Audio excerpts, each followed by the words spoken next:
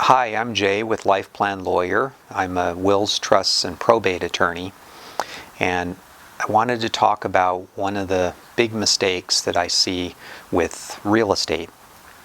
And this has to do with something called step up in basis on capital gains.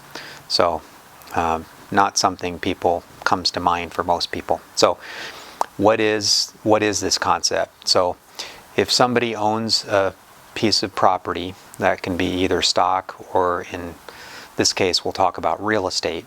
So if I purchase a piece of real estate, my starting purchase price is typically the basis for that real estate. So let's assume I bought a house a long time ago. I paid $100,000. That's my basis. That property has now increased in value, and the current value of the house is $1 million. So the difference between my basis and my current value is considered capital gains.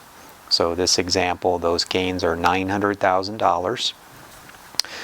Well, a magic thing will happen to those gains at my death.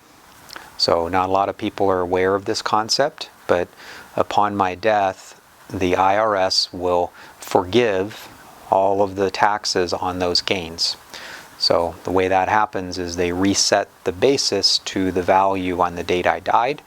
So if that value is now $1 million, when my family sells the home, basis is $1 million, they sold it for $1 million, no taxes due. So it's a great benefit that is available for families when somebody dies. However, the mistake I see is that parents will sometimes decide to transfer their property to their children while the parents are still living. And in the case of giving your property to somebody, as opposed to holding on to it and letting them inherit it, the basis doesn't change in that situation. So parent gives their child their house, the children now receive that at $100,000 in basis. And now when the parent dies, guess what? They're not the owner of the property, so there's no change in that basis. So whenever the kids sell, they will have to pay the tax on the $900,000 in capital gains. So what's the moral of the story? The moral is when you have assets that have gone up in value, you do not want to be giving those assets away prior to death. It's better to hold those assets so that the family can get the benefit of this big tax perk that is available.